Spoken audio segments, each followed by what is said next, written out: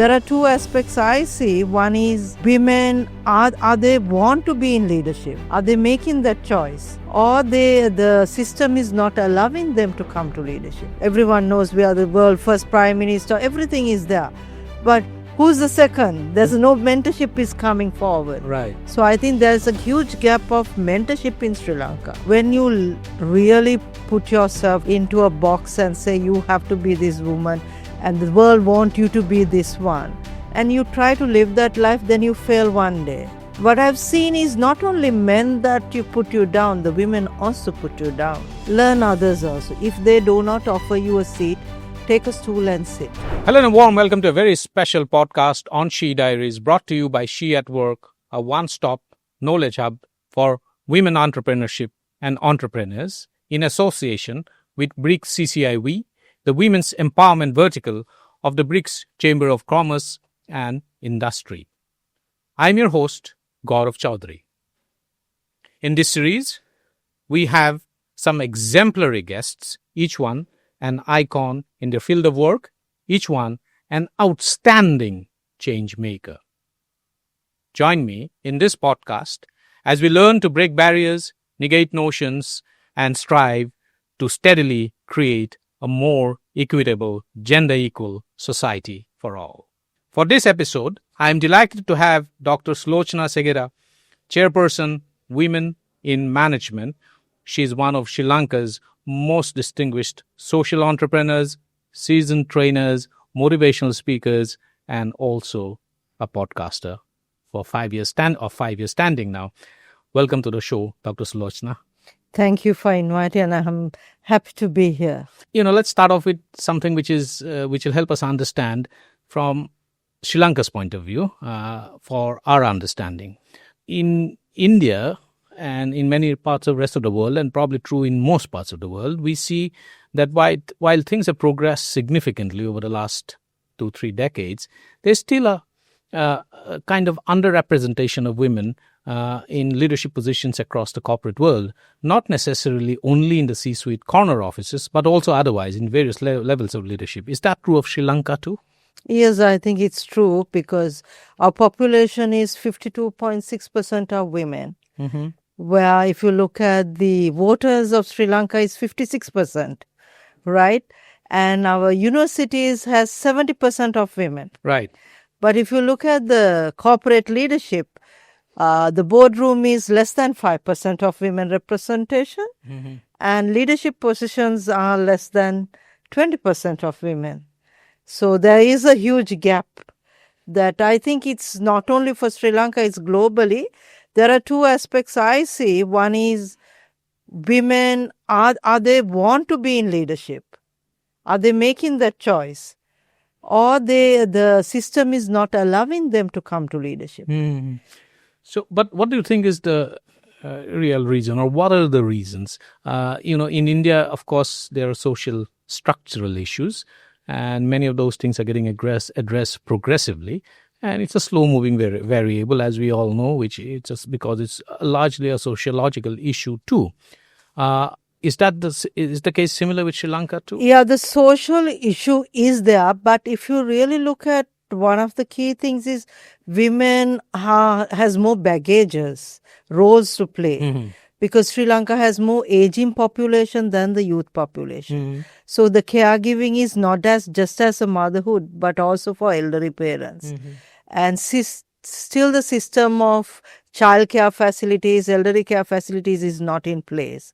So women tend to take the back seat, and their comfortable zones are there, so they prefer to be there. But again, I would say the policies are not made. I think India has more policies where they want women to come. Right. Sri Lanka has no policies such on private sector. But the private sector do work on that getting women into boards. But then again, I see there's less women mentors for women. Because we have everything, like everyone knows we are the world's first prime minister. Everything is there. But who's the second? There's no mentorship is coming forward. Right. So I think there's a huge gap of mentorship in Sri Lanka. That's right. And that seems to be the case in many other parts of the world too. And, mentorship is something that we can do very well with if we have to rapidly bridge the gender gap in workplaces and everywhere else too. But let me ask you something about the work that you do in your organization, Women in Management. Can you just tell me was there a defining moment? Was there a trigger point which basically told you, now let's start something like this? And two, if you can illustrate the kind of the work that you're doing and the impact that it has created. Okay, I come from a very cooperative sector. By profession, I'm a HRD. So my life changed because I had a very comfortable, happy life. Everything was provided. But then, when you really put yourself into a box and say you have to be this woman and the world wants you to be this one, and you try to live that life, then you fail one day. So my life, actually, everything was smooth. Then when I was just age of 28, everything collapsed. Mm-hmm. And with that collapse, we working for a multinational company, a big portion where 1,100 male employees. I was the first female HRD to be there. All that were doing good, but the end of the day, I was not doing good with the family. Mm-hmm. So then when I left the company without finding a job, even my bosses, who was at that time was a Czechoslovakian CEO, he asked me, why you want to? I said, I want to be the mother where my kids now have only one parent. Then when I left it, the Sri Lankan 30 years war was also finishing. And everyone was talking about women empowerment. So this was about 2009? 2009. Then I checked on what they mean by women, because at that time I was socially being criticized for leaving a marriage, which was not brought me happiness, because end of the day, everyone wanted me to be married, even if he's not there. I said, why should I be the second choice of another person? But then again, society, that's what society. So my parents said, in our family, no one has ever left their husbands. You have to be. And I was not happy. They said, it's not your happiness. It's who we are. But I took that bold step and said, no, I don't want to be that. But then when everything was getting depart and everyone talking about women empowerment, I was just checking. And then all women empowerment was women-headed households. But that also, there was like, you give skills and all that. I was like, come on, just treat us as human. Give us some respect.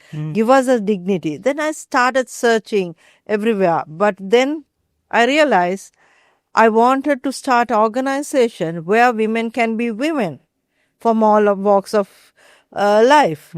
Then when I went to get it registered, I was said, oh, you have to register as an NGO. I said, why? It's a women organization. Women should be funded, helped. I said, no, there are a lot of educated, because Sri Lanka has 70% of educated women. So I said, no, I want it to be a professional organization, women organization, and I want it to be where women bring their services and share. And they should earn profit. So it took me 1 year to get it registered. Right. Then with the registration, first time in Sri Lanka, I started a single mother unit. Then I was warned by policymakers, government, it's not our culture to have single mothers. You should change the word women-headed household. I said, no, I don't want to change it. I said, okay, if I'm wrong, you go and contest against the courts against me. So no one went. So today I use that word in my organization. So what we did was we recognized women who has broken the glass ceiling, recognize women entrepreneurs who has made history, recognize all walks of women, and got Sri Lankan women to look at women who are already in there with all the struggles. And we do empower single mothers. We have around, under our unit, we have around 10,000 single mothers we are helping, and their children we give scholarship, and we have a free kitchen. Every day we feed 100 students, 100 children, 100 people on road. Then we have a youth this thing. It started in Sri Lanka, now in 7 countries, and 26 countries has received this recognition. Oh, wow. Of course, the accomplishments are extremely commendable, given the fact that the background and through which you have taken this organization. But tell me one thing. Did you feel, has there been any experience during this journey where you faced biases and prejudices because you were a woman? Of course. When I started Women in Management, I got letters, I got calls. And also when you go, I have seen this, and if you go as a woman without having a male partner or a male colleague or a husband, you hardly get into that respect.